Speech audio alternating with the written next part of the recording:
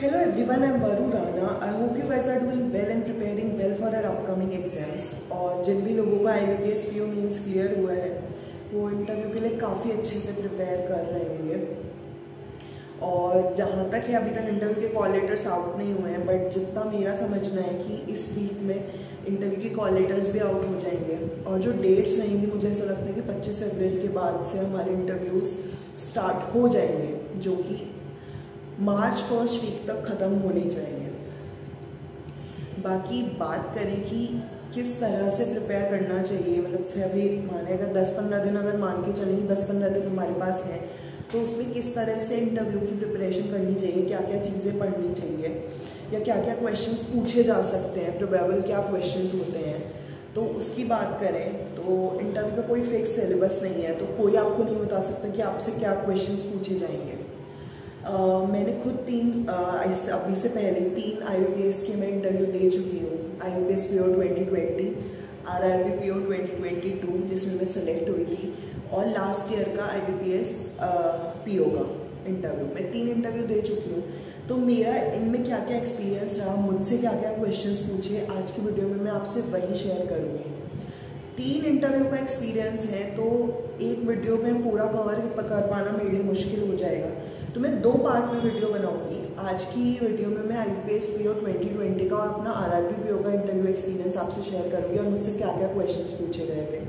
और इसके बाद एक लास्ट ईयर के IBPS PO के इंटरव्यू में मुझसे क्या क्या क्वेश्चंस पूछे गए थे, जब मतलब मैं एज अ वर्किंग एक्सपीरियंस थी तो मुझसे क्या क्या क्वेश्चंस पूछे गए थे, उसके लिए मैं एक सेपरेट वीडियो बनाऊँगी। तो आपको एक आइडिया हो जाएगा कि अगर आप वर्किंग हो तो आपसे किस तरह के क्वेश्चंस पूछे जाएंगे, और अगर आप एक सिर्फ एक स्टूडेंट की तरह से आप प्रिपेयर कर रहे हो तो आपसे किस तरह के क्वेश्चंस पूछे जा सकते हैं।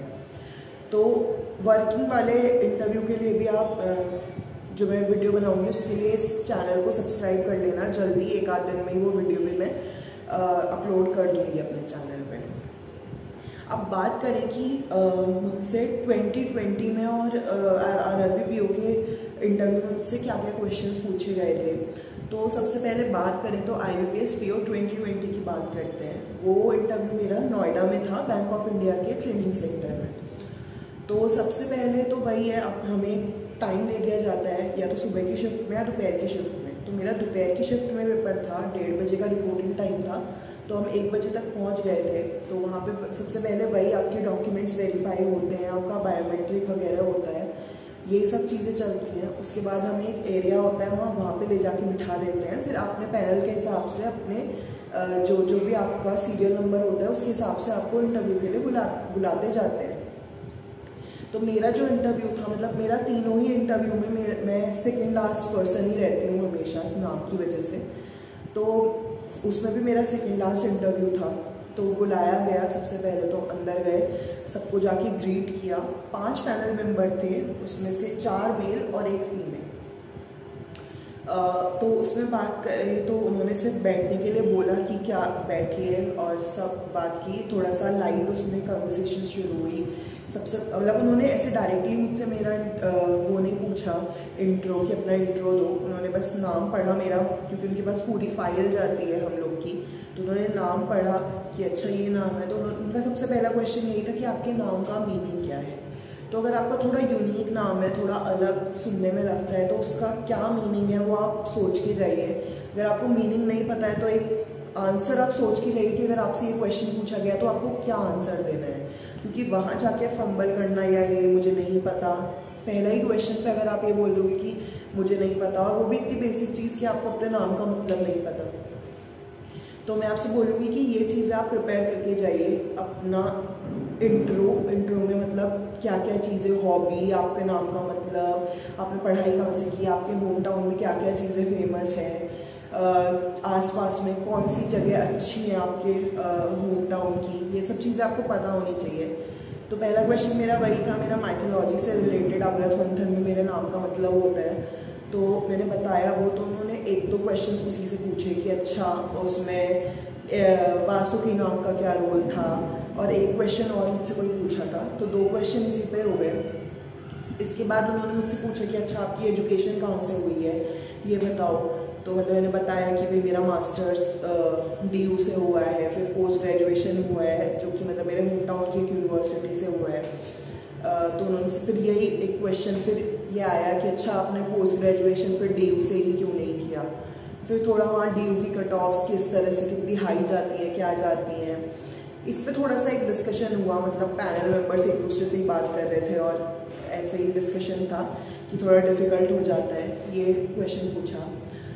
उसके बाद जो सर थे उन्होंने मुझसे फिर क्वेश्चन पूछने स्टार्ट किए। तो उन्होंने मुझसे वही सबसे पहला जो क्वेश्चन उन्होंने मुझसे पूछा कि क्रेडिट रेटिंग एजेंसीज क्या होती हैं। मैंने उसका आंसर दिया कि क्या होती हैं, क्या रोल होता है उनका। और फिर उन्होंने उस पर क्रॉस क्वेश्चन किया कि अच्छा जो ये बड़ी बड़ी कंपनियां हैं ये अपना खुद से क्रेडिट रेटिंग एजेंसीज के पास जाती हैं और अपना वो कराती हैं कि भाई इनका रेटिंग स्कोर इतना है, या जो कंट्रीज़ हैं उनका भी एक रेटिंग स्कोर हमारे पास आता है कि भाई तो वो क्यों कराती है सब। तो इसका मैंने क्वेश्चन का आंसर दिया मैंने जितनी मेरी नॉलेज थी उस समय पे उस हिसाब से। तो ये वहाँ पे उन सर का वो ख़त्म हो गया था। उन्होंने फिर दूसरे सर को बोला कि आपको कुछ पूछना है तो पूछो। तो उस समय पे ECGC की रिक्रूटमेंट चल रही थी, मतलब उसका भी एग्ज़ाम आसपास में शेड्यूल था। तो उन्होंने मुझसे पूछा कि ECGC की फुल फॉर्म बताओ, तो वो बताई। इसके बाद उन्हीं सर ने एक और क्वेश्चन पूछा। मतलब मेरा मैथ्स बैकग्राउंड है, मेरा मैथमेटिक्स ऑनर्स है। तो उन्होंने मुझसे पूछा कि ऐसा कौन सा नंबर है जिसको किसी नंबर से मल्टीप्लाई करो तो वही नंबर आ जाता है। मतलब मुझे वो क्वेश्चन ही ट्रिकी तो नहीं, क्वेश्चन मुझे समझ ही नहीं आया कि वो क्या बोल रहे हैं। तो मैंने ऐसे ही बोल दिया कि 9 को अगर 1 से मल्टीप्लाई करेंगे तो 9 ही आ जाएगा। तो उन्होंने बोला कि नहीं, मेरा क्वेश्चन वो नहीं था। फिर उन्होंने उसका आंसर बताया कि जैसे 9 को अगर किसी भी नंबर से मल्टीप्लाई करेंगे, जैसे 9 3 27 करेंगे तो 7 + 2 9 हो जाएगा। तो ये क्वेश्चन था उनका। इसके बाद एक और पैनल मेंबर थे, उन्होंने उनको रेफर किया। उन्होंने मुझसे 2-3 उसके करंट के क्वेश्चन पूछे। मतलब ऐसे कि पंजाब के CM कौन है, ये बताओ, लोकसभा स्पीकर कौन है, डिफेंस मिनिस्टर कौन है, ये 2-3 क्वेश्चंस पूछे सिर्फ उन्होंने। और एक जो मैम थी वो सिर्फ ऑब्जर्व कर रही थी कि मेरा बोलने का स्टाइल क्या है, मैं किस तरह से क्वेश्चंस के आंसर दे रही हूँ, मैं कितना अटक रही हूँ, या मेरी बॉडी लैंग्वेज क्या है, वो सिर्फ उतना ऑब्जर्व कर रही थी। तो इस तरह से मतलब ये मेरा 7 से 8 मिनट का इंटरव्यू कुछ चला, यही क्वेश्चंस पूछे गए। इसके बाद बात करें अगर मैं अपने RRB PO के इंटरव्यू की बात करूं, तो वो मेरा इंटरव्यू शेड्यूल था लखनऊ में। वहाँ पे भी ऐसे ही, मतलब दोपहर की शिफ्ट में ही मेरा एग्ज़ाम वो था, इंटरव्यू था। तो वहाँ पे भी ऐसे ही जाते हैं, बायोमेट्रिक वगैरह हुई और डॉक्यूमेंट वेरिफिकेशन हुआ। और वहाँ पे भी हमें एक अलग उसमें ले जाके बिठा दिया गया कि आपका जैसे जैसे नंबर आता रहेगा आप अंदर जाते रहना। तो वहाँ पे भी मैं अंदर गई, वहाँ पे भी सेम 5 पैनल मेंबर थे। वहाँ पे जाके मैंने अंदर जाके ग्रीट किया सबको, उन्होंने भी ऐसे कि बैठिए। बातचीत स्टार्ट हुई तो उन्होंने भी सबसे पहला क्वेश्चन एज यूजुअल वही पूछा कि आपके नाम का मतलब बताओ। मतलब उन्होंने पहले मुझे बोला कि आप अपना एक इंट्रो दो। मैंने एक अपना छोटा सा इंट्रो जो बनाया हुआ था, रेडी किया हुआ था, वो दिया। उसके बाद उन्होंने सेम क्वेश्चन वही कि अच्छा आपके नाम थोड़ा यूनिक है, नाम का मतलब बताओ। तो मैंने नाम का मतलब एक बहुत अच्छे से एक्सप्लेन किया। तो उसमें जो पैनल मेंबर थी उन्होंने पूछा कि आपने इससे पहले कोई इंटरव्यू दिया है क्या। मैंने उनको बोला कि हाँ, मैंने IBPS PO का इंटरव्यू दिया हुआ है। तो उन्होंने ऐसे हंसते हंसते पूछा कि अच्छा बताओ उसमें क्या क्या क्वेश्चंस पूछे गए थे। तो मैंने बोला कि मैम सबसे पहला क्वेश्चन तो ये रहता है कि नाम का मतलब बताओ। तो उन्होंने ऐसे हंसते हंसते बोला कि अच्छा तभी आप इतना अच्छे से इस बार इतनी छोटी छोटी डिटेल्स भी अच्छे से पढ़ के आई हो कि क्या मतलब था और क्या किसका क्या रोल था। तो बस यही सब बातें हुई। उसके बाद उन्होंने थोड़ा मतलब मेरे डिस्ट्रिक्ट मतलब मेरे होम टाउन के बारे में पूछा कि अच्छा आपके होम टाउन के आसपास क्या क्या है, घूमने की जगह क्या है, या किस चीज़ के लिए वो फेमस है। तो मुजफ्फरनगर में एशिया की सबसे बड़ी गुड़ मंडी है, तो वो मैंने बताया। इसके अलावा पूछा कि अच्छा ठीक है, मतलब गन्ने का प्रोडक्शन ज़्यादा होता है यूपी में, तो आपके एरिया में ज़्यादा होता है। तो अगर आपके पास कोई गन्ने का किसान आए तो आप कैसे उसके लिए कैसे उसके प्रोडक्ट को आप वो ले सकती हो कि बढ़ावा दे सकती हो, क्या क्या चीज़ें कर सकती हो कि ज़्यादा लोग उसका जैसे गुड़ फेमस है तो आपके एरिया के बाहर के लोगों को भी वहाँ का प्रोडक्शन पता चले और वो चीज़ फेमस हो, तो उसके लिए क्या क्या आप करोगे, ये क्वेश्चन मुझसे पूछा। इसके बाद उन्होंने दूसरे सर को रेफ़र किया, मैंने इसका आंसर किया। उन्होंने फिर दूसरे सर को बोला कि आपको क्या पूछना है, तो उन्होंने फिर मुझसे क्वेश्चन पूछे कि आरआरबी में तो आपको पता है कि कहीं पे भी पोस्टिंग हो सकती है, कितने भी रिमोट एरिया में, और एज अ फीमेल एम्प्लॉय आप कैसे वो करोगे कि अब जैसे ठंड में तो 5-6 बजे अंधेरा हो जाता है, आपको लेट भी होगा तो आप कैसे मैनेज करोगे, ये सब क्वेश्चंस पूछे गए। इसके अलावा एक क्वेश्चन उन्होंने ये पूछा था कि आप जब भी कोई आपसे लोन लेने आता है तो आप उसको क्या क्या देख के लोन देते हो, क्या क्या मेजर्स, सेफ्टी मेजर्स आपको रखने चाहिए, क्या क्या चीज़ें दिमाग में रखनी चाहिए, क्या क्या आपको चेक करना चाहिए, ग्राउंड चेक करना चाहिए, कैसे आप कर सकते हो, तो वो सब एक चीज़ एक क्वेश्चन मुझसे पूछा। और थोड़ा मतलब यही इसी सब चीज़ में थोड़ा 5-10 मिनट हो गए, तो बस इतना ही मेरा आरआरबी पीओ का इंटरव्यू था। आरआरबी पीओ में तो मतलब मेरा सिलेक्शन भी हुआ था बाद में।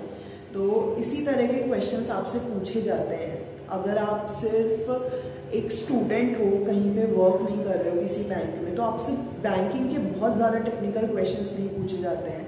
एक बेसिक नॉलेज आपको होनी चाहिए कि हाँ क्या क्या चीज़ें होती हैं, मतलब आपको at least repo rate, reserve repo rate, SLR और आपका ये PSL वगैरह, ये सब क्या होता है, क्रेडिट रेटिंग क्या होती है, ये सब चीज़ें आपको पता होनी चाहिए।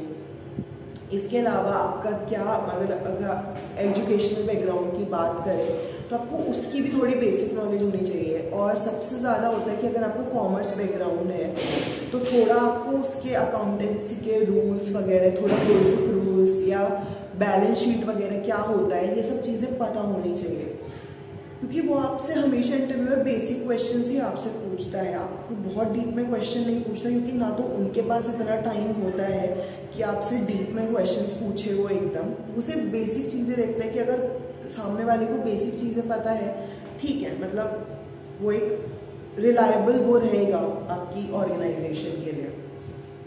इसके अलावा अपना जो भी आप एक इंट्रो रेडी करो, इंट्रो में अपने, हाँ, और एक ना IBPS PO के टाइम पे मुझसे एक क्वेश्चन और पूछा गया था कि आप कैसे बैंक में हेल्प करोगी, मतलब आपका बैकग्राउंड मैथ से है तो आप किस तरह से हेल्प करोगी बैंकिंग में, किस तरह से आप अच्छे एम्प्लॉय हो सकते हो उसके लिए। तो यही क्वेश्चन था। बाकी इसी तरह के थोड़े क्वेश्चंस, इसी तरह के आपको अभी से अपनी थोड़ी अंडरस्टैंडिंग बनानी स्टार्ट करनी चाहिए। बेसिक चीज़ों पे ध्यान दो, वहाँ पे सब कुछ आप, और थोड़ा अपना कॉन्फिडेंस लेवल हाई रखो। और कभी भी ओवर कॉन्फिडेंस और कॉन्फिडेंस में एक बहुत थिन लाइन रहती है, तो उस थिन लाइन को समझो और कभी भी इंटरव्यूअर के सामने अपने आप को ओवर क्वालिफाइड या ओवर उसमें ले जाने का कोशिश मत करो। यही वो है। इसके अलावा जो दूसरा, जब मैं एज ए वर्किंग एक्सपीरियंट गई थी, मतलब मैं SBI में वर्क कर रही थी लास्ट ईयर, तो मुझसे किस तरह के क्वेश्चन पूछे गए थे, इसके लिए मैं सेपरेट वीडियो अलग बनाऊंगी। तो उसके लिए भी अगर कोई वर्किंग लोग जा रहे हैं वहाँ पे, तो उनसे क्या क्या क्वेश्चंस पूछे जा सकते हैं, तो उसके लिए भी मैं उसके लिए इस चैनल को सब्सक्राइब कर देना। बाकी अगर ये वीडियो अच्छी लगी हो तो इसको लाइक करना, शेयर करना। बाकी मिलते हैं अगले वीडियो में, तब तक के लिए bye bye and good night.